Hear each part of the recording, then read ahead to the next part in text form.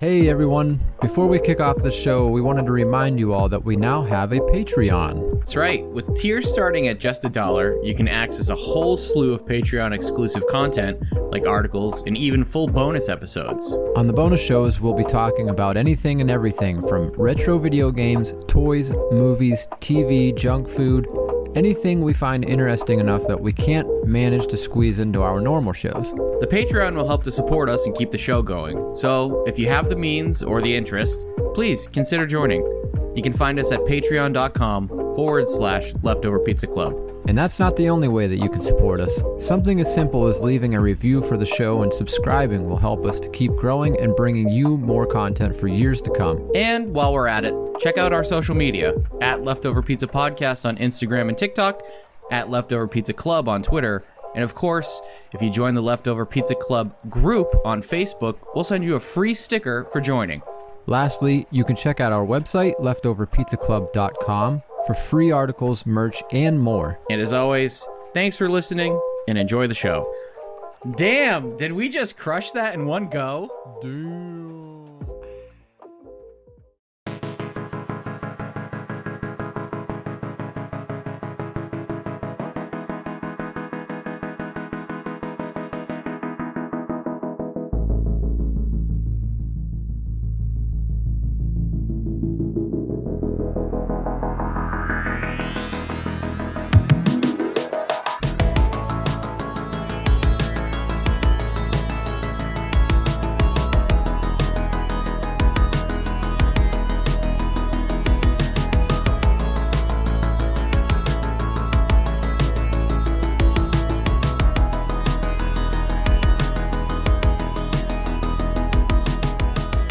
Welcome, everyone, and thank you for tuning in to the Leftover Pizza Podcast.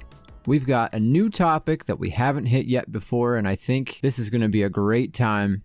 And that topic is what, Derek? Intergalactic brethren from another metherin. Yes, extraterrestrials, Martians, aliens, whatever your word is for them. We are talking alien life forms of pop culture. Oh, yeah. This is such a broad term. I mean, there's so many fucking aliens out there going into this. I knew there was going to be a lot. It's one of them things where we were both actually talking a few moments ago, and it's like, when you're thinking of it, not all of them come to mind, but while you're just kind of going through the motions, more and more come out to you. And I can't believe how many aliens I've thought about that I didn't have in my notes right here, right now. But if the demand is there, we'll circle around on this topic once or twice. Oh, yeah. I mean, think of how popular aliens are and how popular aliens were when we were growing up. Like, they've always been a hot topic, especially since the Roswell, New Mexico incident. But it seemed like that really hit its peak in the early 90s and early 2000s, between that period of time. And I think we have things like Men in Black, X-Files, and even going further back, like I think you mentioned The Great Gazoo at one point when we were talking offline. I did, yes. And even, Eiffel 65, their weird little blue alien men in the music video. Yeah, right. So, all the important ones. Yeah, oh yeah. So they've always been important, but they really seem to hit a peak of importance when we were growing up. So, I mean, we each only have 4 picks tonight, so 8 picks total. But that being said, all of these picks are great. We love them. I just thought of so many more that we could talk about. So I feel like it's inevitable that we hit a part 2 at some point. Absolutely. So if you guys want a part 2 after this show, please let us know. Yeah, use your alien technology to beam your thoughts and your opinions directly to our brains and, brainwash us, influence us. We're receptive. We've got the little antennae on the top of our head. We'll receive the message, so. Just don't probe us. Speak for yourself. That'd be weird. Oy. Well, without anything further, I believe I went first last time, so I'm putting you up first. That's all right. I'm ready to go. I'm ripping. I'm ready for this topic. All right. Well, let's hear your first pick. We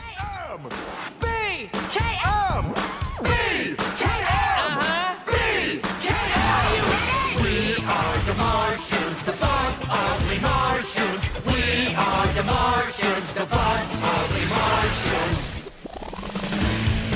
We don't really want to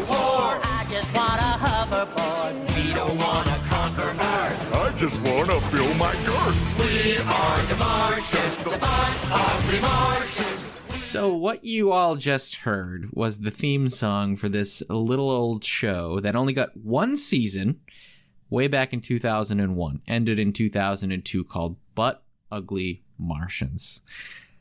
Oh my God.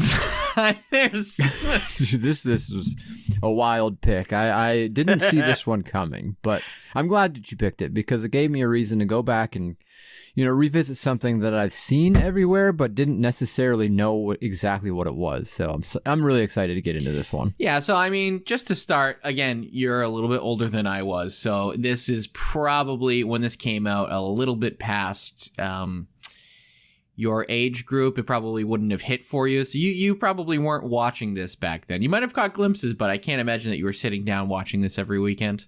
Definitely not sitting around watching this every weekend. Yeah. All right. So just to give a quick summary, the Butt Ugly Martians, or BUM.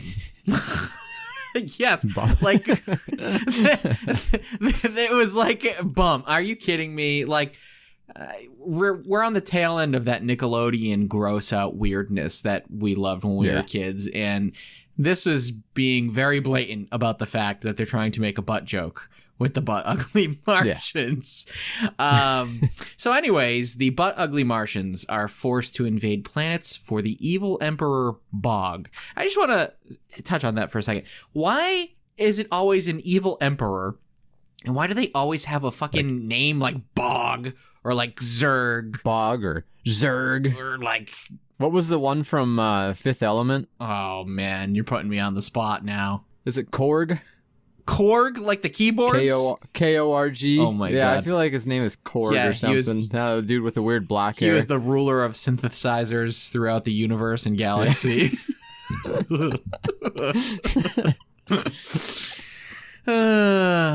But anyways, when the Ugly Martians are sent to Earth, they become addicted to American culture. Yeah. Hell. Yeah, we were going to destroy it, but we really fell in love with Nirvana Live Unplugged in New York, and we just kind of stayed. Yeah. Yeah, totally. We got a glimpse of OK Soda, and we're here to stay. We're here to stay. So, deciding not to hurt Earth, they simply pretend to be occupying the planet for Bog. They are shown around their Earthling friends, Mike, Cedric, and Angela. The Butt Ugly Martians continue to hang out on Earth as long as Emperor Bog never finds out. So that's the description of the series. The first thing I want to touch on is what you guys just heard at the beginning of this segment. The theme song. Listen, I mean, it is a theme song. It does technically serve as a theme song, and it is a little bit catchy with that da da da da da da. Oh yeah, da. very catchy. It's very catchy, but when you actually look at the lyrics to the theme song, I just am like, what the fuck? Who wrote this? Like it just seemed like whoever was making this show from start to finish thought that they had it all figured out. And actually, I did find out on YouTube, one of the people who worked on the show kind of confirmed that the supposedly the showrunner here didn't really take or wasn't really receptive to criticism and how to make things better. So he's getting pissed off behind scenes. Yeah, so apparently they just were like, that's it, this is my idea, we're running with it, don't question it. And that all kind of comes out in the theme song. Here are some lyrics. We don't really want a war, I just want a hoverboard. We don't want to conquer Earth. And this next line, just keep in mind, it's the fat alien saying this. I just want to fill my girth. Girth? I don't want to hear girth. I don't want to hear girth. He's just trying to fill his girth. Ah, God, it's so fucking gross. And that alien, by the way, it's not him, but he sort of has like a Brad Garrett voice going on. So they just made him that big fat alien like that. Yeah, I don't know who the actor is, but I'm pretty sure it's the same person who voiced Fatso in the third iteration of Casper. Okay, well, I could see that. So they're just voice typecasting at that point. They're like, well, we got one fat guy here is just going to translate to this fat guy over here. Yeah. So anyways, I just wanted to touch on that because, lyrics just something else. All right, just on another level. But I ended up rewatching the pilot for this episode just to refresh myself. And I know that you watched the pilot for the first time ever, I'm assuming? First time ever. Yep, I watched it yesterday just before this. I almost missed out. I'm glad I watched it, though. We're going to talk about it. It's, So listen, I remember this being a Saturday morning cartoon for me. I wasn't in love with it, but it was something that I watched. And I think, as we, again, talked about offline, for a show that was only on for a year, that wasn't received particularly well, it had kind of a mini stranglehold on pop culture, which is super impressive for a show that's not good and wasn't around very long. It managed to get 3 VHS tape releases, 3 video games, a PS2 game, a Game Boy Advance game, and a PC game. And it also managed to get a toy line and a Burger King tie-in, all within the span of that 1 year. Wow, I didn't know that that was like the extent of it. I remember seeing toys, and I remember t-shirts, and I'm pretty sure that's the reason that I even knew about these things. And I remember the Burger King thing too. Like, those are the only 3 things I really remember about this, and I never knew what it was. Well, that's okay. So for those of you who haven't seen the show and you're trying really hard to picture this, in the intro of the show, we mentioned the Eiffel 65 aliens from that music video. It's basically that. They're blue aliens. They are but ugly. I will give them that. And it is very, very shitty CG. Like the worst CG that we've ever seen. Think Reboot meets like, I don't know. It's like it's trying to be Jimmy Neutron almost, but like way worse than what you're way actually worse than picturing. Jimmy Neutron, that's for sure. But it just was very reminiscent of other early CGI TV shows like Saturday morning cartoons. So think Reboot, like Grimey said. Think Transformers Beast Wars. Think Cubics and Max Steel. Those are some more deep cuts, but again, those were some shows that I also watched on Saturday mornings in the early 2000s. So the visuals of the show are very low quality, even, for the time. Like, they really weren't even up to the CGI standards of the time. They were quite a few years back. You know what it actually looks like is it kind of reminds me of Johnny Quasar. You remember that? The short. No, I'm drawing a blank. It's just a short that aired or maybe it didn't even air, in the mid-90s over on Nickelodeon. That was actually the blueprint for Jimmy Neutron. Boy, it doesn't even sound familiar to me. I'm going to send you just a picture. I'm sure if I see a picture, it'll jog some kind of memory. Oh, wow, but this has, kind of has Jimmy Neutron vibes as well. Like, especially the dog looks exactly like Goddard. Well, it is Jimmy Neutron. It was Jimmy Neutron before Jimmy Neutron became a thing. Oh, it was like okay. it was like sort of a pilot type of a thing for Jimmy Neutron. Oh, yeah? Yeah. Well, I know Nickelodeon's pretty famous for shit like that. Like even Pete and Pete, they were just shorts before they became an actual TV show. So I guess that makes sense. Yeah. So that's where that started. Very cool. So yeah, the whole point being the CGI is not great. And to that point, did you notice when you watched that pilot that at certain points it was hitting like 13 frames a second? Like it was not buttery smooth. Yeah. It was chugging along. No. Yeah, very glitchy, very, very, not smooth. I put it this way. Rankin Bass has shitty stop motion animation, but it's endearing. Like you watch Rudolph and you're like, this was done on a crazy budget, but like there's something about it that's charming and cute. Yeah, you appreciate the inconsistencies. It's just like, no, these are just really bad inconsistencies. Somebody could not render this properly. They need to go back and try it again. Yep. And all I'm picturing is that guy behind his desk, like, I don't care. This is it. It's going. The kids are going to love it, too. I've been you working can't tell for me otherwise. 18 hours already. We're getting this out the door. I got to go sleep. Yeah. So, yeah, I mean, all that being said, it's still not good. I think. well, I tell you what, I went into this not knowing who any of the voice actors were going to be, and somehow I was just like, you know what, I'm pretty sure Rob Paulson's going to show up in this, and he plays 2 different voices. He plays 2 voices? I'm pretty sure. Maybe it's not two voices. I want to say he's R2 or RT or whatever his name is, but the kid with the goggles that's sitting on the couch in the first episode. Pretty sure that's him too. Oh, okay, it is, because I have a note here where I said Rob Paulson sounding like the world's oldest preteen in this show. Yes, absolutely. That's my note. That's right too, because they have him playing a kid, and I'm like, that he doesn't even sound like a kid. Like I can't even picture this kid being a kid. Not at all. It's just like Raphael through and through. He just plays Raphael for every character he plays. It's so good. Pretty much, yeah. So the whole plot of the pilot, at least, is that the Martians are, faking a video to send back to Emperor Bog to show him that they're destroying the planet, even though that's not what they're doing. So they're doing it on a green screen, and they're recording themselves, and then they have to beam up a DVD.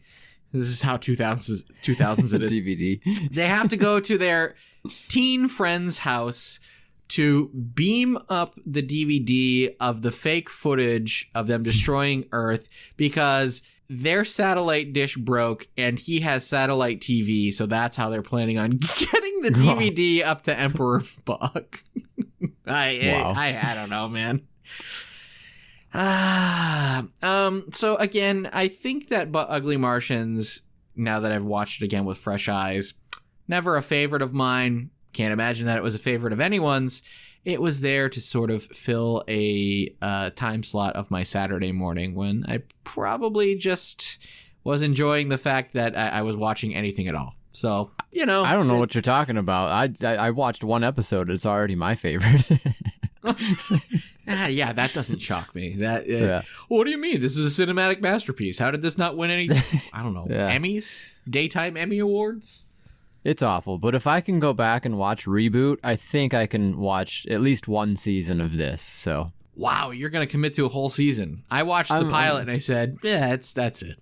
I'm gonna give it a go. I think. Well, best of luck to you. I won't be giving it a go. Maybe I'll go back and watch Cubics, but I'm not watching any more Bum.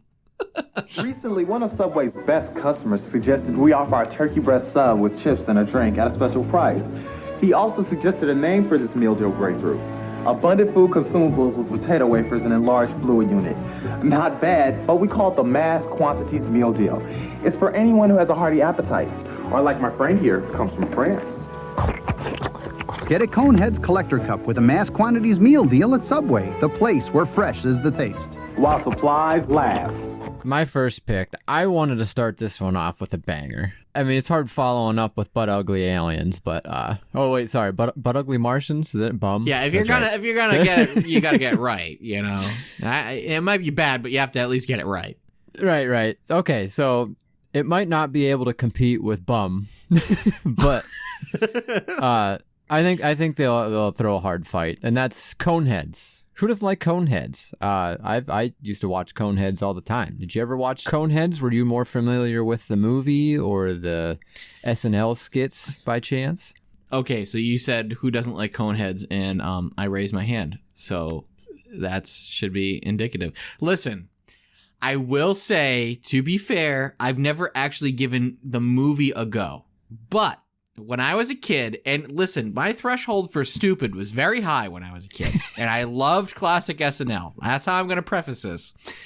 Whenever a Coneheads sketch would come on my Time Life SNL DVDs, he was like, specifically skip. Yeah, I just never got into it. I just always thought that it was stupid. I don't know. Maybe as an adult, I would like it better. I haven't given it a shot since I was a kid, but I just remember when I was a kid, if a Conehead sketch would come on, I'd sort of roll my eyes and be like, I'm going to go bury my face in my Game Boy for 5 minutes. Oh, man, killing me small. So, okay, you've never watched the movie before? I haven't, so sell me on it. So that's what the whole segment's about. Sell me on Coneheads. You've never watched the movie ever? No, not because I didn't like the skits, you see? So now you can sell me on the movie. Okay, so this is perfect jumping off point right here. So, the skits, believe it or not, they started as far back as 1977.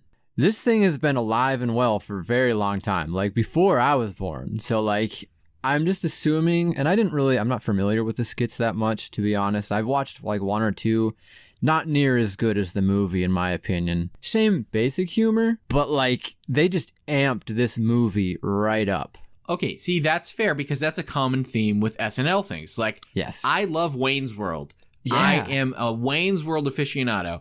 I don't think many of the skits reach anywhere near the heights that the movies do. No. Right? And same thing with like even Night at the Roxbury. The skits, it's a fine, 4-minute giggle, but like the movie, pretty damn good. SNL as a whole, like some of it's fine. Other times I'm just like, I'd rather just watch the movie. And Coneheads is a perfect example. So anybody who doesn't know, Coneheads, they're portrayed by Dan Aykroyd as Father Beldar, Jane Curtin as Mother Primat, and Lorraine Newman as daughter Connie. Now this is the skits. Later on, they end up doing this movie in 1990, I believe. 3? So then in 1993, Aykroyd and Curtin, they both reprise their roles. They switch out Newman for Michelle Burke to play the daughter Connie. The way they talk, for one, it's very nasally and it's very, very quick. They kind of talk like nerds, I guess, but like monotone nerds, just like quick. So they talk like your tax guy. Pretty much, yeah. Or like those people at the end of the advertisements or whatever. Yeah. Yeah, Kinda warning like you of that. all of the dangers of smoking cigarettes. Yep, all the or warnings taking- and stuff. Yeah. And I love the way that they adapted the English language. Like, for instance, eggs are chicken embryos, and breakfast is consumption of mass quantities.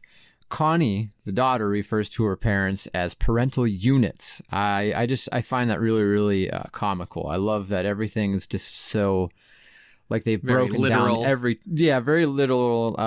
Every term is broken down to its core, like just goofy. Then there's the fact that they blend in with certain humans, I guess. Like their neighbors, they're aware that their like head is humongous and they never seem to question it at all. Like I just feel like I think that's goofy as shit. Just like I know that if I had a neighbor with a cone head, I would probably say something, but clearly they're just blending in.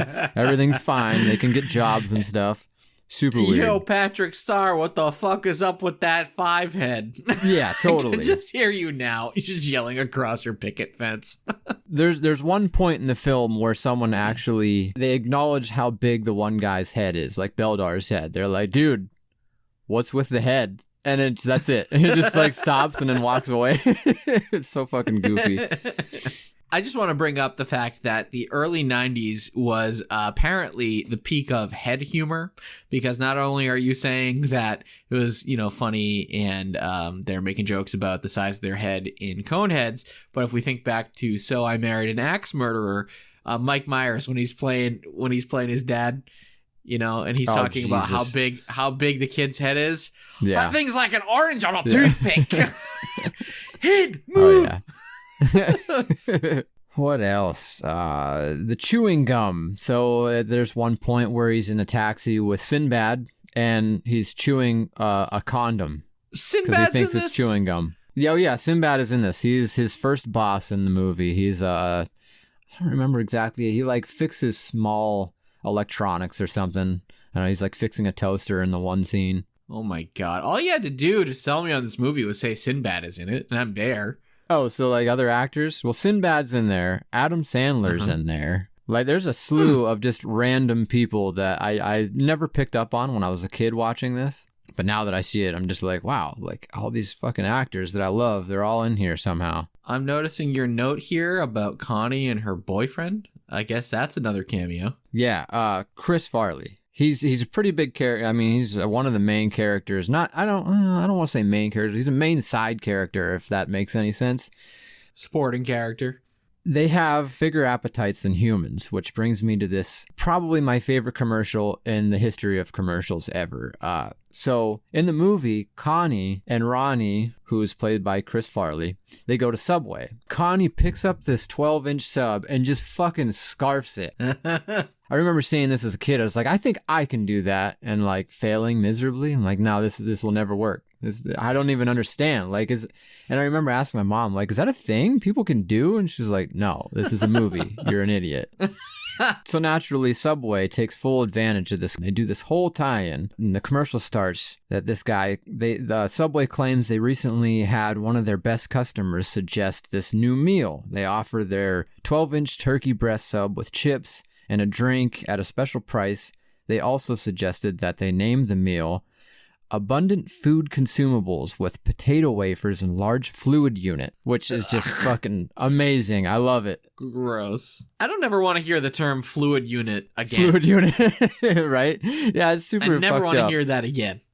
I feel like, I mean, it still came in like, I don't know, a Coneheads cup, if you've ever seen them online. But I feel like they could have went the extra mile and like really played up on the fluid unit. Like, what if it came in like a, I don't know, like an IV bag or something? Wouldn't have been fucking awesome. I guess, but that's putting a lot of faith in your customers that they're not gonna like be so turned off by the idea that you're Grossed calling out. their drink a fluid unit. Fluid unit. Like, that's a big swing. The guy goes on in the commercial to say instead they name it Mass Quantities Meal Deal, which sounds pretty cool. I don't know. I love the tie-in. I absolutely love the tie-in. Yeah. But then to complete the commercial, he then passes this sub to Beldar, his friend from France, he says, and he proceeds to do the exact same thing that happens in the movie with Connie. He just fucking tosses this sandwich down like it's nothing. Super amazing. I fucking love it. Yep, just deep throats that meat. Yeah. But anyways, if that didn't sell you on Coneheads, I don't know what will, man. I really don't. No idea. Listen, the more you're talking about it, especially with all of the other, people who pop up, I might be there, at least for one viewing. I think you've probably sold me. I'll give it one go, just for you. And hopefully, it's as good as you say. Otherwise, I'm gonna make you swallow a Subway sandwich whole, I guess. I don't know. Whatever a fitting punishment would be. Contact has been made, I am from the planet Mars. and Tim O'Hara Let me down! As you wish. has the bruises to prove it. Hey, spaceman! Sorry about that. On February 12th, Martin! a Martian's moving in, Where's the alien? Uh-oh, we're trouble. and an Earthling's life Everything is okay in there? will be changed forever. Zip of trouble. Disney's My Favorite Martian, rated PG, starts Friday, February 12th. All right, so you talked about one of your favorite alien movies. I'm going to talk about one of my favorite alien movies. This is one that I think at the time was pretty popular, but I don't ever see it get mentioned anymore. It's funny though, because whenever you bring it up online, there's always like 10 people who come out of the woodwork and go, "Oh my God, I forgot all about this. I loved it." I'm of course talking about 1999's My Favorite Martian, starring Christopher Lloyd as the titular Martian, Jeff Daniels, Elizabeth Hurley, Daryl Hannah, Wallace Shawn, and even fucking Beans from Even Stevens. Yeah, I remember that movie. I heard they're going to do a second one, and they're going to do Orbits. They're going to bring Orbits back for it or something like that. Oh my God, dude. Get off it already. They're not bringing Orbits back. I'm pretty sure they're going to, yeah.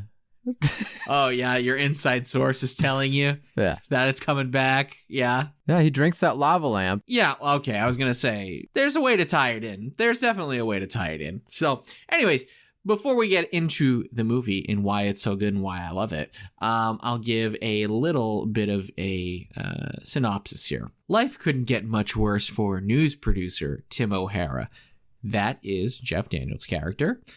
He humiliates the one he loves, who, again, is Elizabeth Hurley. He is dating Elizabeth Hurley in this.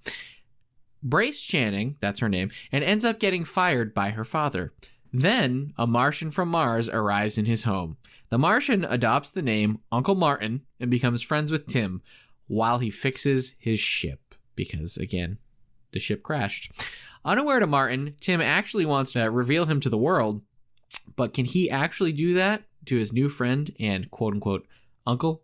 So, it might be a little bit confusing because of how they're trying to really condense everything down. But yeah, so Uncle Martin, the Martian, Christopher Lloyd, his ship crashes, at I don't know if it's at his house, but he makes his way to Jeff Daniels' house, and they sort of become fast friends. But that's the whole thing. Tim O'Hara, Jeff Daniels, is trying to exploit the fact that he found the first alien, like the first Martian, and he has proof of it. And he's taking all these little candid videos of the Martian and doing weird things, making shit levitate. We'll get to it in a little bit, but he's just being a goofball, doing some weird alien shit. And there's just a lot of scenes that, the ones that I can remember, that are just burned into my brain. The main part that really is burned into my brain is Martin's suit, who they call Zoot. That's his name. Zoot. Oh yeah, so good. Played by Wayne Knight. So it's a what's that word? Anthropomorphic? Did I say that right? I think I did. Suit that, yes, Martin wears, but even when he takes it off, Zoot can walk around and talk on his own, and he's got a personality not dissimilar to Newman on Seinfeld, played by the same guy. yeah, it's very similar. You're right. But it's just this really bright silver futuristic spacesuit, and he just gets into a bunch of hijinks of his own. Like there's that one point where he's in the washing machine and he's washing himself, but he's doing it like it's a hot tub and stuff like that. So that sticks out in my mind. And then, of course, what you brought up, Grimey, the scene where we see Martin drinking a lava lamp. Drinking the lava lamp. Oh, man. And ever since then, I've been obsessed with the idea of drinking a lava lamp. You know you're not supposed to do that, though? Really? You're not supposed to drink a lava lamp? Not supposed to. No, I looked it up on YouTube, and they told me no. Yeah, but I mean, you can always just drink one, right? Like, you can always drink, like, one lava lamp. It might be the last lava lamp you ever drink, but you could technically do it. I do got one here to the left of me, and it's looking pretty scrumptious, if I do say so myself. I'll bet you one VHS copy of My Favorite Martian if you take a swig out of that right now. Perfect. Do you know what always stuck out to me? What stuck out to you? Nurplex. Oh, the gum? The bubble gum? The motherfucking gum turns you into a monster, or depending on which one you eat, there's different Nurplexes. First of all, Nurplex looked so fucking scrumptious. Oh. I don't know what it was in the way that Christopher Lloyd pops that gum in his mouth with one finger like this, like that, and goes, and then the noise that he makes, and he starts smacking it like, and you go, that's got to be some good Nurplex. All right. Well, not to mention, before it's chewed up, it looks really cool. It's like the forbidden everlasting gobstopper. Yes, you are so right. And the container that the Nurplex comes in, it's like a very futuristic version of an icebreaker's container. Yeah. Well, it's just part of his suit, isn't it? Yeah, but it comes out and goes like this, and he pops it out and he opens it up, right. like an icebreaker's container. And I'm like, well, that is the most expensive icebreakers I've ever seen in my life. I need to have those. I need them in my body. Now, that's the whole way that Martin is able to keep human form. He's chewing Nurplex the whole time. Right. He's chewing gum, and that's what keeps him looking like Doc from Back to the Future, you know? Doc. Doc Brown. Doc Brown. Thank you. So yeah, Nurplex, absolutely. The part that I was sort of obsessed with when I was a kid, that I do remember, is the ice cream store. The ice cream shop. Classic. The ice cream shop, where Christopher Lloyd discovers the wonders that are ice cream. And he just starts like levitating all of the ice cream in the store around him and just sucking down like fucking scoops and scoops. And then he gets so fat from it. And oh yeah, I forgot that. They want you to think that it's gross because of how he looks. And I just remember being like, listen, I want as much ice cream that he ate, if not more. I want to slurp down some ice cream and chew Nurplex. I want Nurplex ice cream, and then I want to wash it all down with a lava lamp. You're absolutely correct. Yeah, like, listen, if every Saturday evening or afternoon or whatever could be exactly like that scene where it's just fucking globs of ice cream levitating everywhere, I'd have a better day. You'd have a better day, yes. I'd have a better time. So quickly, I'll mention, not that I've ever seen it, but My Favorite Martian, this movie is based off of a 1960s TV series of the same name with a very similar concept. It was a sitcom, and Martin in that version, he had little antenna, and we actually do see the antenna pop up at a certain point in this movie on Christopher Lloyd. They look like little TV rabbit ears that pop up. But this movie was really cool because my parents are actually the ones who bought the movie, because my parents watched this show when they were kids. And this movie actually serves as a sequel to that series, because the original Martin, or Martian, I don't know if his name was Martin in it, does actually show up and play a fairly important role in this movie, where you think that he's hunting a Martian, but it turns out he's actually just trying to help Martin get back home. So it's pretty cool how they made that tie, where they could have just done this as the standard 90s reboot thing, but they didn't. They actually turned it into a sequel. So I guess if you like this, you could always seek out the 60s show and sort of do a marathon run, ending with that movie. That's crazy. I never knew that. So fucking, what's his name? Neener? Neener is the Martian in the old series. Yeah, the old guy with the glasses and the trench coat. That's actually the Martian from the original series. So, oh my God, very cool. And I will end by saying, if you don't watch the full movie, the only thing that you need to watch, go on YouTube, you can find it really easy, is the hot tub scene. Hot tub scene is iconic and a little creepy in all the best ways. Yeah, it's a little very weird, candid shot. Very, very strange. It's very Girls Gone Wild meets Christopher Lloyd, if that's what you're into. I'd say less Girls Gone Wild and more One Night in Paris. If that doesn't make you want to watch My Favorite Martian, I don't know what will. NBC Trilogy. Sunday, it's an all-new Third Rock, a full hour of Third Rock. Ha! Sally's getting ready for her big ballet premiere. Isn't she cute? Look at me, damn it, I'm your little princess! And Harry's working for Dick. Oh, great. Can we get Nina back? What do you want me to do, crawl on my hands and knees? Oh, good. That'll work. All new NBC Sunday.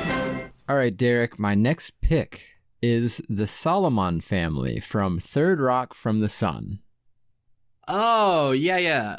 Liz Lemon, and then Alec Baldwin's character, and like Kenneth. No. Not 30 Rock. Third Rock from the Sun. Oh, the one with the Coneheads lady in it. Yeah, it is. Yeah. Yeah. Believe it or not, they actually, the same people that wrote Coneheads wrote this show. Okay, see, you should have mentioned that in the Coneheads section, because that might have sold me even more back then. But now I think I'm fully on board for both, because I really do love Third Rock, as much as I joke about it. Like, what a great fucking show. Oh my God. I can't believe how many people don't talk about it now. Like, does it not deserve respect or what? Like, you guys hate John Lithgow that much? Like, he's a good dude. Put some respect. What a cast, by the way. Put some respect on that cast.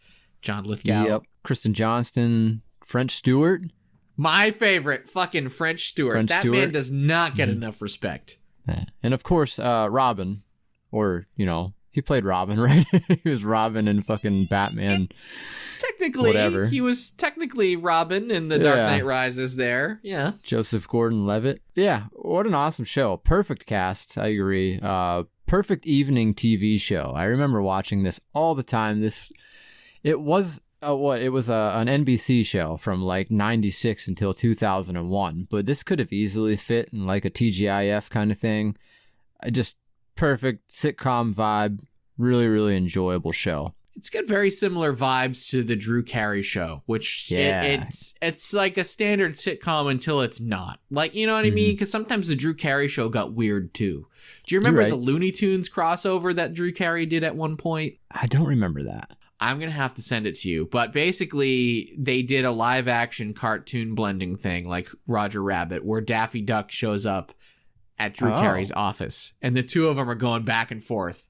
And so yeah, Drew Carey gets weird, and then Third Rock also gets weird. So they're like, we're friends, and eventually Will and Grace were like the standard, like, normal sitcoms.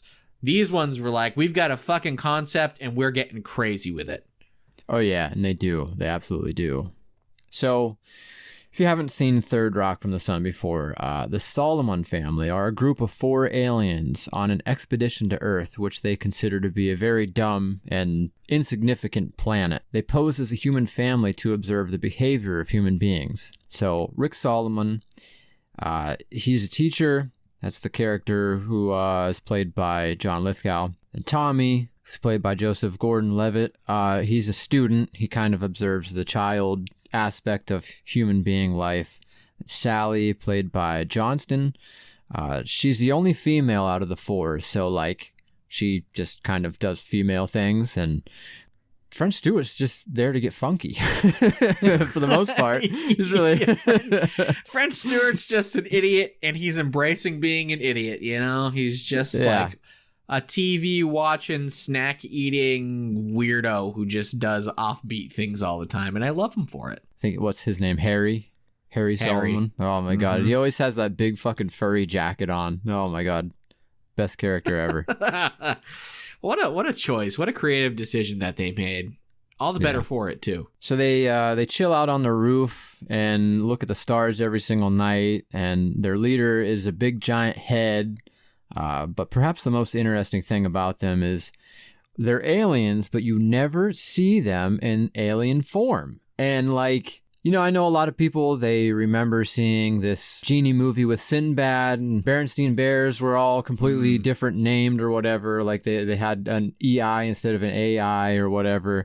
I swear, I thought for sure that we see them in their alien form at one point in time. You don't. So you were doing the thing that this girl in my first grade class did when she came in one day and was adamant that she had a game girl at home. And we were like, girl. no, that's not a thing. And she goes, yes, it is. And I was like, no, it's not. I said, then what does it look like? She says pink and it says game girl on it. I said, no, it doesn't. She said, yes, it does. And then she kept up with it forever. You know, so you've tricked yourself into thinking that you've seen the alien version of the Solomon family. Yeah, I definitely, and I don't even remember what I pictured back in the day, but like at the same time, it's kind of the beauty part about the show is like it kind of leaves that open for the imagination. Like, what do they look like? What would you think they would look like? Do they look more like a Conehead? Do they look more like fucking Uncle Martin? Like, do they look like E.T.? You know, it leaves a lot open for interpretation, especially the big giant head. I always have been dying to know, like, what the fuck is with the big giant head? I feel like the giant head looks like one of two things. He either looks like the head. Remember that old MTV show? Oh, yeah. Yeah. The head. Mm-hmm. I feel like he either looks like the head or he looks like MODOK. Do you know who MODOK is? Yeah, from X-Men. Marvel. Yeah. Yeah. Totally. I feel like he could possibly look like that, similar to that. But I guess that is the beauty of it. We never see the big giant head. Or he could look like the guy from Power Rangers. Truth. I was thinking I want to go this route. How Invader Zim is just like the little alien. You have the two like overlord guys that are like giant, have humongous heads. I was thinking, well, maybe they're the giant head because their brain is bigger. They're like the overlord or something. Right. Giant head in the sense that they've got a big brain. Yeah, that's true. Yeah. So you did mention how they sit out on the roof every night and they look at the stars. And the one thing I just wanted to say, because I've always thought this. First off, I'm always jealous. Like, I'm afraid of heights, but there's something so appealing about sitting out on a roof and just like hanging out. Like, that just seems like a really good time. Like, it's worth conquering my fear of heights if it means I get to like hang out on a roof, you know? There's just something about it. But what it always reminded me of is that one scene in the Monster Squad where the main kid's parents go to therapy, and when they come home, the dad brings the kid like a cheeseburger and some fries. Okay. But the kid's actually sitting on his roof with some binoculars, looking out and watching the drive-in movie. He's watching like Attack of the Mole People or whatever it's called. Yep. And they end up just watching a movie with binoculars sitting on their roof. So that's kind of why I love this, because I always love that one scene. Like, it's so small and insignificant, but it's sort of like formed this whole idea of what hanging out could be when I was a kid. Like, oh, you could hang out on a roof. And seeing them do this in every episode conjures up that same feeling at the end. It's just like, oh, yeah, I want to get back out on the roof. Totally. Yeah, that's one of the best scenes ever. Perfect summer vibes, by the way. I can't wait to get back to summer. I'm fucking over this cold, bro. Don't rush it. We've got 3 months of gray skies left, okay, buddy? You got to savor it. Yeah. I feel like we've already had like 1,000 months of gray skies already. Over it. But anyways, if you haven't watched this at all before, definitely check it out. It's not streaming for free anywhere, unfortunately. You can, I believe, buy it on Amazon Plus, and you can get it on Vudu. So definitely check out Third Rock from the Sun if you haven't before. Invader Zim. Yes, it is I! Evil alien soldier disguised as one of us. Ah, no! I'm switching people's mail around. I'm reading someone's newspaper. I don't pay for a subscription. Zim, we thought you were dead. Could a dead Zim do this?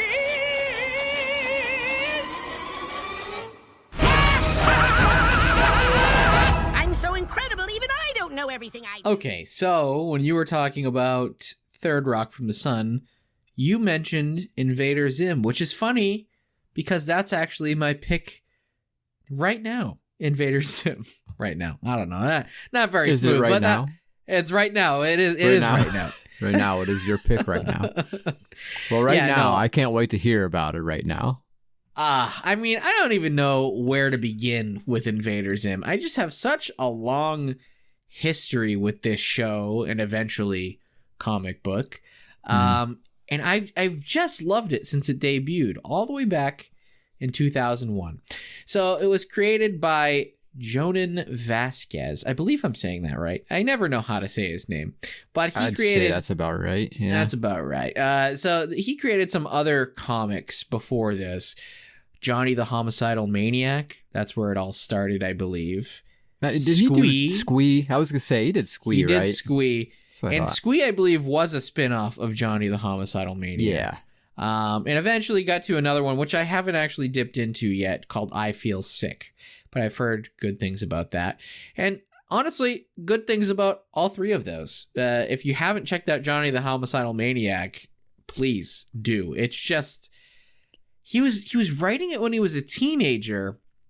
You'll like this because we haven't mentioned Ninja Turtles yet. We always have to. I guess that's where he took his main inspiration when he was a teenager. He was just really inspired by the indie writing and art and direction of the original Ninja Turtles run. And that's what really, really inspired him to start writing comics and drawing. And that's eventually what led to Invader Zim. So once again, you have the Turtles to thank for something else in pop culture. Absolutely. Wow, I had no idea. It's kind of funny because in his artwork in those old comics, you can really sort of see some influences, specifically because they're done in black and white, just like the original Turtles comics were as well. But yeah, this isn't the Johnny the Homicidal Maniac or Squee show. This is the Alien show. So eventually, once he got all that out of his system, that was his stepping stones to his big creation, Invader Zim. Invader Zim is a weird one because I love it, but I had a love-hate relationship with it thanks to Hot Topic back in the day. Oh, Jesus, yeah. I think you know where I'm going with it. So, oh, yeah. Invader Zim, it's all about a little green alien who's here with his robot, Gur, his sidekick, and he's here for one simple reason, to conquer Earth. Basically, you find out that the two big Emperor aliens, I can't remember what they're called, but they send Zim on a special mission to conquer Earth, mainly because they know that he'll never be able to do it. He's just the annoying alien and like the least capable alien in all of their fleet. So they're just trying to get rid of him so that he doesn't bother them anymore. So that's the whole premise. That's why he's here. And when he's here, he's trying to blend in at school. He goes to elementary school. He's trying to get information on the human race and how to beat us at our own game, how to conquer us. He's got his little schoolboy uniform that he wears to blend in, though he always looks like an alien, even when he has his contacts in. And eventually he makes his arch nemesis, Dib, who apparently is the only human in the city who recognizes that Zim is clearly an alien for whatever reason, and nobody believes him. Actually, the only person that believes Dib is his sister, but she just doesn't care. So she's just telling him that he's being annoying and he needs to drop it and be a normal person type of a thing. So, hot topic. What's your beef with them? Is it the fact that they hoard fucking Invader Zim out to the fullest, or is it that they only focused on fucking Gur, the robot? Yeah, a little of both, honestly. Because, Gur was kind of like my least favorite part of the show. Because, man, he does get annoying pretty quick. Oh, yeah. And I don't really trust people who think that he isn't annoying. But, yeah, so my love-hate relationship came from the fact that I love the show. I love the artwork. I love everything about it. But that cringe early to mid-2000s Hot Topic crowd latched onto it. Hot Topic realized that they were latching onto it and fed into it. So it got really hard to find any good Invader Zim merch because it always had like a level of cringe to it. And then just started more and more getting attached to people that more or less annoyed me when I was going to school, So it almost turned Invader Zim into this thing that I was ashamed to like for a little bit. Which that's totally on me. Everybody's allowed to like it. Everybody's allowed to, like it how they want and buy merch and whatever else. But it kind of had a little bit of an image problem for a while, I think, personally. Oh, no, I totally get it. And you tend to start disliking something when it feels like a big secret for you. And then all of a sudden everybody else likes it, but you feel like it's for the wrong reasons. It's like, this just kind of ruined my whole mood about it. And I'm glad that you said when it feels like a big secret to you, because Invader Zim did feel like a big secret. Because, as most of us know, Nickelodeon was terrible to Invader Zim and its cast and its crew. They would air things out of order. They would change up the dates that it was supposed to air, so you never really knew when it was coming on. Yep. It just was getting the shaft for... The only reason I can think is because it seemed like a little bit less kid-friendly than what was super popular at the time, which was SpongeBob and eventually things like My Life as a Teenage Robot and Danny Phantom. It just seemed like Nickelodeon was going in a different direction, and Invader Zim would have benefited if it had been made 5 or 6 years earlier than it actually was. I do think Invader Zim would have flourished and been way better off had it been on a different network, say Cartoon Network. Cartoon Network would have, oh yeah, absolutely. I feel like it would have thrived there. Hell, I'll even go one step further. Same company, but maybe MTV? Maybe? Oh, it could have worked on MTV. Because they did that Spider-Man one for a bit on MTV. You remember that? Yeah, the weird CGI one with Drake Bell as Spider-Man, I think. Yeah. What a weird time that was, I guess. But so Zim was voiced by Richard Horvitz, which he's done a lot of work, but he's also a character in one of my favorite summer movies, which we mentioned before, Summer School. He's the nerdy little preppy kid in that. And it's interesting because Richard Horvitz's real voice is just Zim. So I hope to meet this guy one day because it will just be like having a conversation with Zim, and I love that. So aside from that, they've just got a lot of comics, like I mentioned, Invader Zim comics, which are great.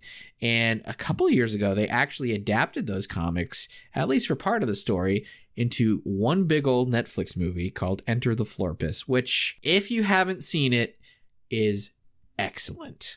They're fattening us up so they can eat us. Oh, come on, Lisa. You don't believe me? Then just look at this book that I found. Look, she's right! Humans, you have stopped eating. Listen, you big, stupid space creature. Nobody eats the Simpsons. I beg your pardon. Don't play dumb with me. We found your book. You mean this? It's a harmless cookbook. It's just a little dusty. All right, my next pick has to go out to Kang and Kodos from The Simpsons. Now, I know you're very familiar with these two. I am. And you know what? It's really interesting with Kang and Kodos because they grew on me. I remember when I first really got obsessed with The Simpsons, and of course I fell in love with the Treehouse of Horror series. They were consistently my least favorite part of Treehouse of Horror when I was a kid. Oh, no shit. And over time, they've grown on me, and I understand it, and now I love them. It's just weird how, as a kid, I had some certain things against aliens, I guess, between Coneheads and Kang and Kodos. I don't know what my issue was. You had a beef? You had a beef with them? Yeah, I had a beef, yeah. Oh, man, not a beef. You don't want to be having no beef with some aliens. Especially these ones, these green, perpetually drooling, sharp-toothed octopus-like glass-domed aliens. I guess that's how you describe them. That's accurate. That's pretty spot on. Yeah, that's exactly what they are. I never understood the drool. They're just always drooling, but it's funny. I don't know. I get it. I mean, they're wet and gross, an octopus. So I guess if an octopus had to talk, they'd probably be spewing all of their gross juices all over the place, So there are more aliens. There's not just Kang and Kodos. There's Serac, the Preparer, and what the other one. To be fair, he'd have to cut out your tongue to be able to pronounce his name. So. Oh, right. Yeah. So best to not even know what his name is. Yeah.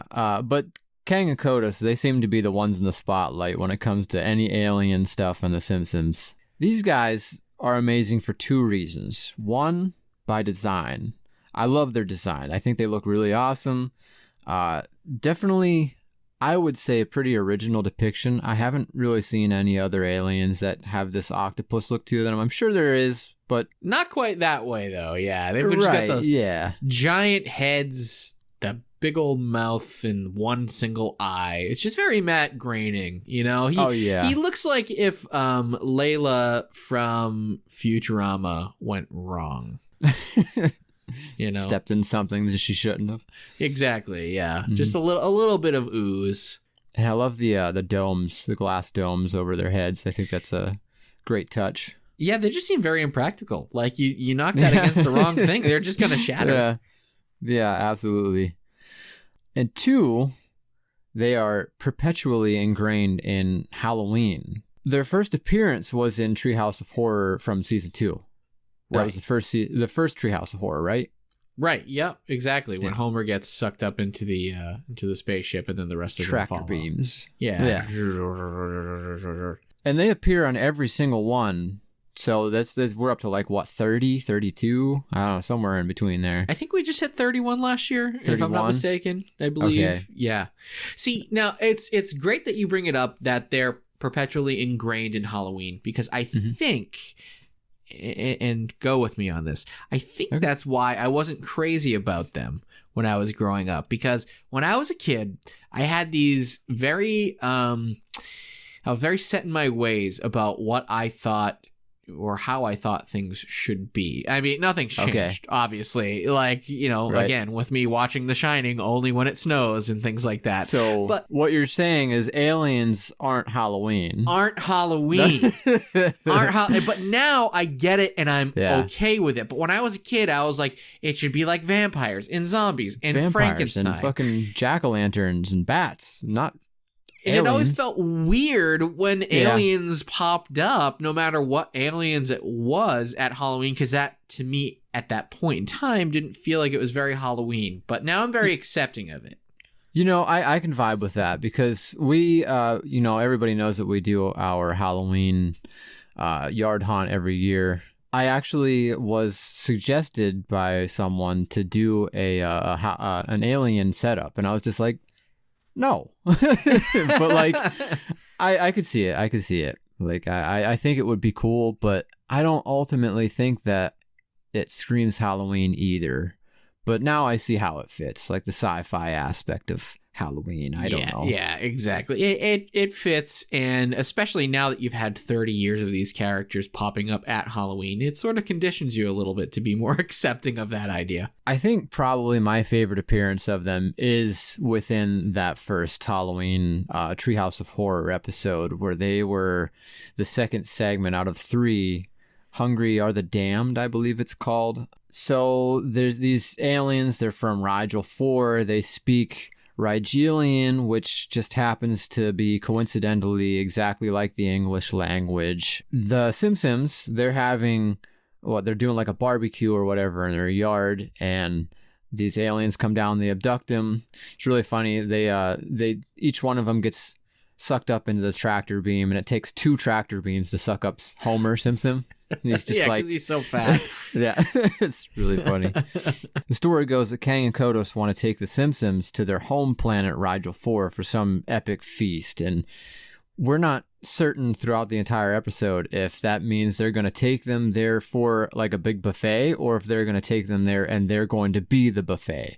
There's a lot of like back and forth jokes throughout the entire time. So they're feeding the Simpsons a whole bunch of food, and it seems like they're fattening them up, and they're drooling the whole time and like looking at the Simpsons as they eat, and they're weighing, like they weigh Homer Simpson, and they're like, oh, damn, like, yeah, good job. And at one point, Lisa finds this cookbook in their kitchen, and it's like how to cook humans. But then one of the aliens comes out. He's like, oh, no, wait, there's some space dust. And he blows it off, and it says how to cook for humans. And this goes back and forth.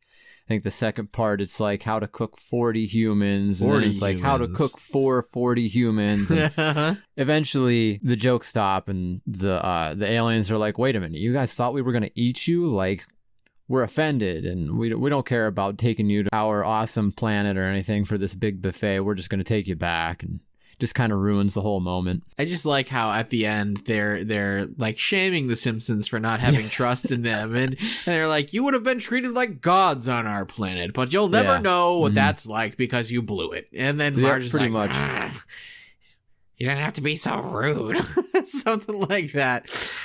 My favorite thing about this episode is that we find out that they have computer entertainment games, and it's literally just a big giant Pong, and Marge and Homer make fun of the Pong. And then they also the Simpsons ask the aliens why they were fattening them up, and they're like, we weren't trying to fatten you up. We were trying to give you food and sustenance, and quite frankly, you made pigs of yourself. Yeah, you guys ate eating like and pigs. eating and eating. I love when he gives them the remote control for the TV, and he's like, oh yeah, we have thousands and thousands of channels. And Bart's like, well, do you have HBO? He's like, no, that would cost extra. Yeah, right. But yeah, I mean, great episode, great segment. Absolutely. The other King and Kodos part that I've always loved is just when they come down and they actually do enslave the planet. And they're running for office, so to speak, you know. Oh, yeah, yeah. You got to vote for King or for Kodos. And then that joke at the end when they're just, you know, doing slave labor.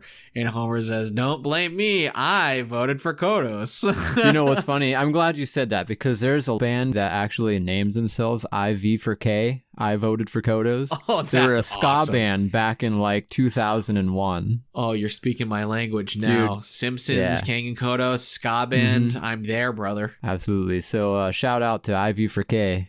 Too bad you guys aren't around anymore. Oh, we should get the gang back together and have them re-record our intro just for this episode. Oh, I'm gonna get them on. I'm gonna get them on the phone right now. You're gonna do it. Dude, where's my car? Where's your car, dude?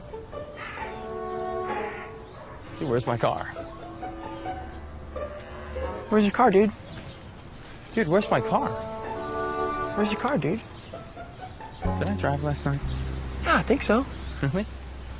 I'm not sure. Dude, where's your car? Dude, it's not funny, dude. The car's gone. Yeah. Dude, where's my car? Oh shit, dude, when did you get a tattoo? Oh, I must have got one last night. Oh my god, you got one too. What's it say? Oh, sweet. What does mine say? Dude. Wow, what's mine say? Sweet. What does mine say? Dude, what's mine say? Sweet. What does mine say? Dude, what does mine say? Sweet. If you couldn't tell, and if you've never seen it, my last pick of the evening is from Dude, Where's My Car? That classic buddy stoner comedy starring Ashton Kutcher and Seann William Scott from the futuristic year of 2000. Yeah, I just want to point out, we said at the beginning of the show that there was a lot of aliens out there that we know about, but we can't just think of right at the top of our heads. This, for me, is the ultimate one, I feel like. Like, I haven't watched this movie in so long that I actually forgot there was aliens. Like, the whole plot, pretty much around aliens, and I forgot about it. It's funny because I am the opposite. I feel like I watch this movie at least once a year at this point. Nice. And you said, hey, we're going to do an alien show. And I said, I called Dude, Where's My Car? And you said, oh shit, that does have aliens in it, doesn't it? Does. Oh, that's going to be a good pick. Yeah. Great pick. So, I mean, I'm assuming you guys have all seen this movie. Like, this was one of the, I'll call it like a sleeper hit back in the day. Because I was actually reading an article the other day about Napoleon Dynamite. And in the comments, people were going off and they were saying like, yeah, in the 2000s, comedy movies were different because that was like our memes. You would watch something like Napoleon Dynamite, or, you know, you might be referencing Ace Ventura or something like that older, where everybody has seen this movie. Like, we can't say the same about comedy movies anymore because they don't exist. Like, not the way that they used to. Where not at all.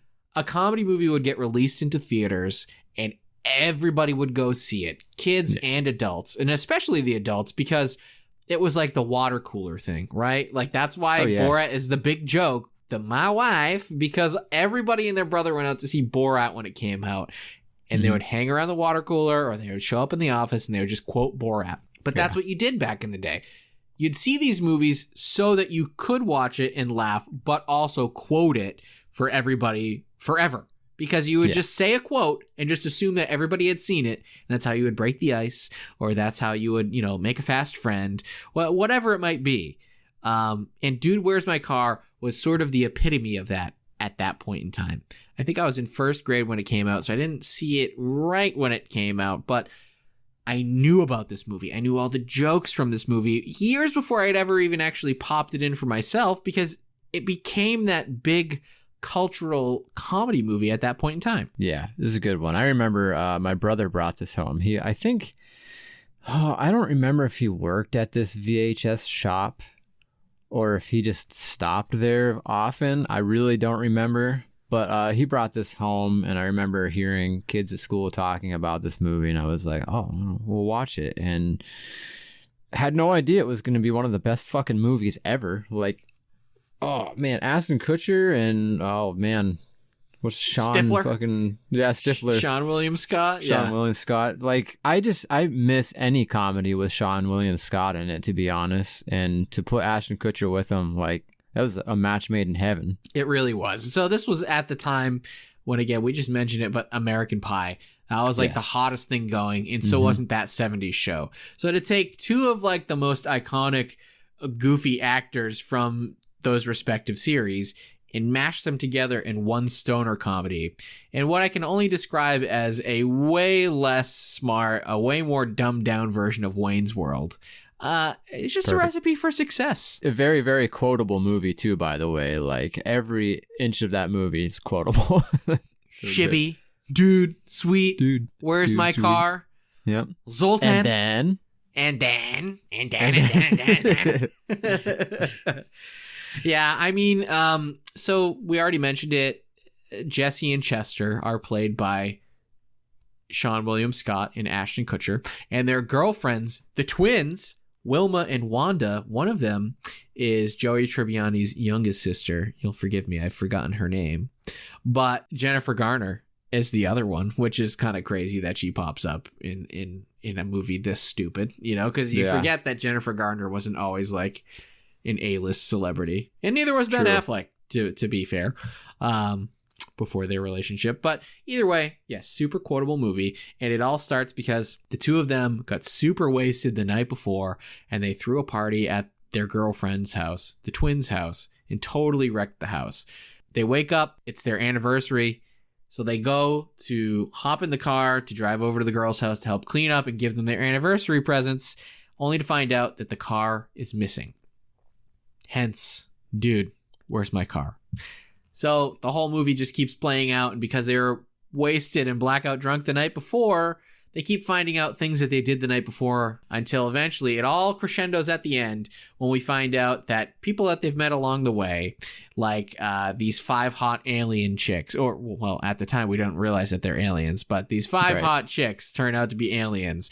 They run into a cult who abducts them and tries to get them on board. The cult of Zoltan. They all wear bubble... Yeah, Zoltan. We are both doing the Z. They're wearing bubble wrap suits and they're going to get, beamed up, basically. They run into these 2 Norwegian dudes who keep asking for the continuum transfunctioner throughout the whole movie. There's like buff moles. So by the end of the movie, everybody, the cult of Zoltan, the 5 hot alien girls, the Norwegian guys, Jesse and Chester both end up at Captain Stu's Space-O-Rama, which is an arcade and mini golf all in one. They got batting cage, everything. It's just one of those big old fun places. And it all sort of comes to a head there. And we find out that the continuum transfunctioner was actually with Jesse and Chester all along, and it had been in their pocket of their nice new Adidas tracksuits because that was the style of the time. Yes. The corn style, if you will. Yeah, John Davis. And so the Rubik's Cube, he finally cracks it, and that turns into the real continuum transfunctioner. The lights start blinking, 5 lights, and if they don't turn it off and give the continuum transfunctioner to the right people, the whole universe will be destroyed. So, the alien part, well, where does that come in? Well, there's actually 2 sets of aliens in the movies. It's the 5 hot chicks and the 2 Norwegian dudes. So now they're trying to figure out which one is the real protector of the continuum transfunctioner and which one is out to destroy the universe. Spoiler alert, it turns out to be the 5 hot chicks who morph into one giant hot chick who's trying to Forgot about that destroy part. everything. So basically they figure out the 2 Norwegian dudes are the protectors. They give it to him. They destroy the big giant alien. End scene. They wake up the next day and the aliens have basically fixed all of the mistakes that happened the night before. The house is cleaned up. They have good gifts for their girlfriends for the anniversary. And then it ends by the aliens somehow using their alien magic making the twins' boobs a hell of a lot bigger. So something, an ending that you could only get away with in the early 2000s or late 90s. And it just all works so spectacularly well, man. Okay, you jogged my memory with the 5 or 6 alien women that all turn into the giant woman. The little kid and the dad. I want to ride that, daddy. Me too, God. Son. Me too. I hate that line so much. It's so gross. Completely forgot about that. Yeah, it's pretty fucked up. And then I just wanted to comment on the arcade. I could totally see myself hanging out there and playing like a big stand-up version of Parappa the Rapper. Oh, hell yeah. So I was actually at a Dave & Buster's last night, believe it or not. And nice. Arcades just aren't what they used to be. They're still fun. I'm not going to say that they're not fun, but everything is like a screen game now, but like a big screen game. Like literally take a 70-inch TV, flip it on its side, and now I'm playing a blown up version of an app that I can get on my phone for free, but I'm paying money to get tickets to play it. Like Cut the Rope was there. Doodle Jump was there last night. And so just looking back at the arcade and Dude, Where's My Car? That's my sweet spot for an arcade where they still have some of like the old 3D games, Dance Dance Revolution, like the old motorcycle games where you'd get on an actual motorcycle and lean from side to side. They have a lot of stuff like that. Skee Ball, obviously. But sweet spot. It's just the perfect arcade in that movie. So this is planet Earth. Now let's see what the travel guide has to say about this strange place. Don't drink the H2O, yes. Tip all waiters 15%. And be sure to compliment Earthlings on their pets. Oh, hello there. That certainly is a cute pet you have. Does she bite? Hold it right there. All right, guys. I'm Grimey. So, of course, I'm going to talk about turtles at one point. Why not be my last pick?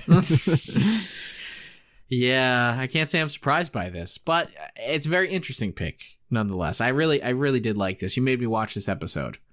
Yeah. So when it comes to Ninja Turtles and aliens, there are so many different aliens in the whole turtle verse, I guess you can call it, like between Mirage Comics and Image Comics and IDW. And then you have the 87 cartoon and video games and toys. There are aliens galore, okay? So I didn't want to just give you like Krang. I didn't just want to say something easy like Utroms or even Neutrinos, which we could obviously touch on later. But like for the first time here with this episode, I wanted to talk about one that maybe people aren't aware of. A lot of fans are claiming right now, so I don't know if you've followed anything that NECA's been doing with like their Turtles line, specifically the 87 cartoon line. I basically see what I see at Target, and that's my extent of following it. Well, I have almost everything here that they've done so far with that line, and it's like an entire wall. So most of the fans are like, well, they got most of the main characters out. They're just scraping the bottom of the barrel now. But the thing that most of these fans don't know is how far down this fucking barrel exactly goes. There's a lot of scraping to do. Like, I just bought the DVD not too long ago, the set of the 87 cartoon, and every single time I pop one in, there's a new character. And these characters, for instance, I've never heard of until like just last week, and that is the Polarisoids from the episodes Camera Bugged and Welcome Back Polarisoids. Now, have you heard of the Polarisoids before yesterday? Nope, not at all. I was actually looking at how it's spelled when you typed it out to me. I'm like, he must have spelled something wrong here. It's just such a weird name, and they're kind of weird characters, but they are endearing. I will give you that. They do appear in 2 episodes. So I'll talk mainly about Camera Bugged, the first episode that they appear in. The Turtles, they're all doing this kind of exercise thing with Splinter, where Splinter asks them to attack him, and they all fail. He beats the fuck out of all of them, basically. And he's like, okay, none of you guys broke through my defense. What's going on? And Michelangelo speaks up. He's like, well, I don't know. Maybe we could use a vacation. And Splinter kind of goes along with it. And he's like, yeah. All right, we'll give you the vacation and we'll, come back to this, whatever. Cuts to the scene of this purple, like hot rod spaceship car thing that's just kind of coming towards planet Earth. And this little, I don't know, like a vessel pops down in a random park in New York, and out comes this like skinny fat blue alien, and his name is Fripp. And he's got like very touristy looking kind of thing. He's got the button up Hawaiian looking shirt kind of thing going on. Love it. And he comes with this camera. It's a Polarisoid camera. And the thing about the Polarisoids, and even Krang, when we cut to the scene and go to Krang, he describes them as obnoxious tourists, meaning that their camera, when they shoot an image, it captures whatever they shot. So like he's going around, he's taking images of like Confederate statues, and it just gets sucked into his camera. He took a picture of a police officer, he gets sucked up too, and he's just having a blast. You know what type of music plays when the villains come out on Turtles cartoons, and that's what's playing the whole time. So you're thinking he's like a villain, but he's really just kind of this, I don't know, means well, but kind of a nuisance type character. And he's going around and taking pictures of different monuments and stuff in New York City, and they all get sucked up into his camera. And so Shredder and Krang, they get the idea of stealing the camera, you guys can all understand why that would be beneficial to those two characters. And it's really funny how Shredder goes along with trying to steal the camera. I don't know if you got to that part or not. He grabs a hot dog stand and he is fucking plummeting at Fripp with his hot dog stand. And he's like in the weirdest New York accent ever. He's like, get your hot dogs, get them while they're red hot. And he's like, oh, you're taking pictures of stuff. Why don't we take pictures of some human beings? He's like, I got 2 of them right here. And Bebop and Rocksteady pop out of this hot dog stand and they steal the camera. So yeah, that's how that episode goes. And you can kind of tell what was going to happen next. Later, there's another episode. It's called Welcome Back, Polarisoids. We meet Fripp with his family, his wife, Millimeter, and then the twin kids, F-Stop and Say Cheese. Awesome names. Fucking love both of those. Oh, they're just having a blast naming these characters. Yeah. Krang and Shredder, they invite the Polarisoids back, but they disguise themselves as the turtles. So they think the turtles are inviting them to the sewer layer or whatever to come and like have a vacation spot there. In general, the Polarisoids, they seem to be pretty well-intentioned, aside from trapping monuments with their camera, which they like realize later isn't such a good idea. The 2 little kids are just shitheads, which, I mean, you know, there's always a shithead little kid in a cartoon series, so that's them. I like these aliens a lot. It's a very different depiction.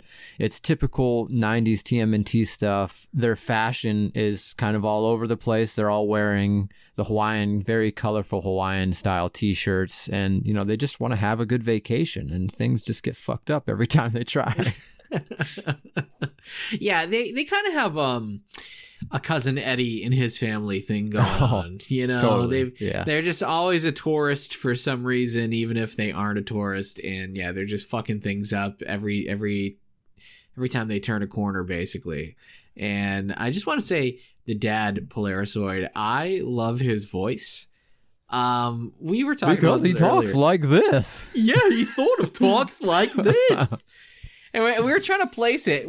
So please, if you're listening to this, and you either know these episodes, or if you don't, go watch one of these episodes. They're both on YouTube right now, so you can watch it free. Listen to the dad and how he talks. Again, he sort of talks like this. We were like, what is that voice? We can't place it. Like, it almost sort of sounds like Charlie in the Box from Rudolph. Oh, yeah, totally. But not exactly. Like, the voice is definitely a different cartoon character. We just can't place it. So please, go watch it, or if you know, just like leave a comment on some of our social media, or send a message in the Pizza Club over on Facebook, something. Like, I am dying to know what character that also is, because it's somebody we just don't know who it is. I'll show you how to handle these crank calls. Channel 6 News. What's that? City Hall has disappeared. What are you, some kind of wise guy? Yes, Mr. Mayor. Right away, Mr. Mayor. Wrong number. Well, Grimey, I really enjoyed this episode. Oh, did you? Well, that's swell. Yeah, I mean, I loved it. I know that you did too. We're having a really good time over here. Like, 8 great aliens that we mentioned, but there's so many more that we didn't get to that just seem like you mentioned E.T. partway through the show, and I was like, how the fuck did I not think to bring up E.T. in this show, you know? Yep. But I don't know, maybe there's an opportunity in the future, if you guys like this one, like we mentioned before, to talk E.T. or X-Files, Eiffel 65, Galaxy Quest, you even mentioned at a certain point. Galaxy Quest. You know, or games like Space Channel 5, Men in Black. Okay. I love my Men in Black. So there's just so many more aliens that we could talk about. And, you know, if the interest is there, maybe we'll do a part 2. Or if we're really jonesing, maybe we'll mention them on an upcoming Patreon bonus show. Yeah, the Patreon bonus. That's a great idea. So yeah, anybody who doesn't know already, we are indeed on Patreon. Tiers starting at $1.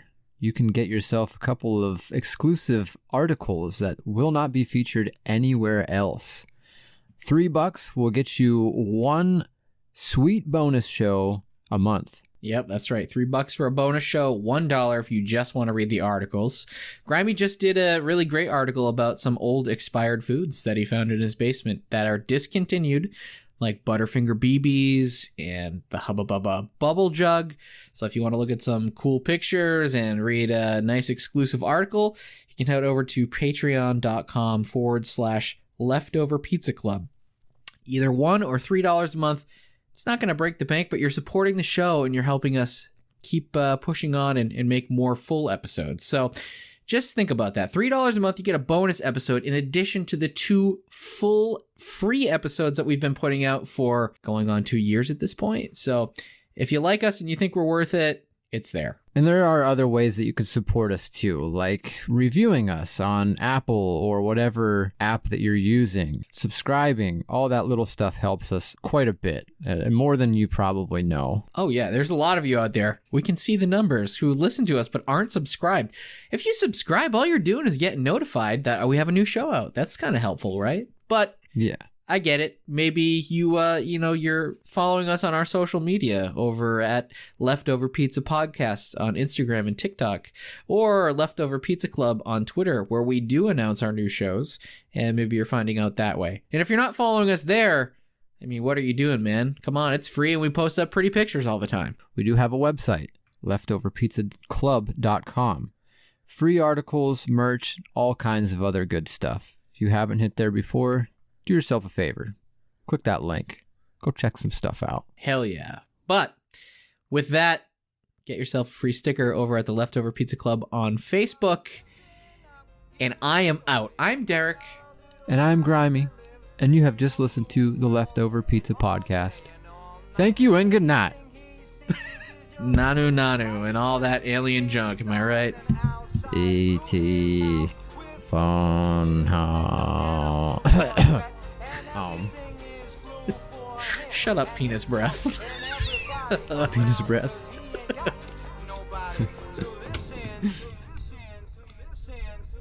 I'm blue.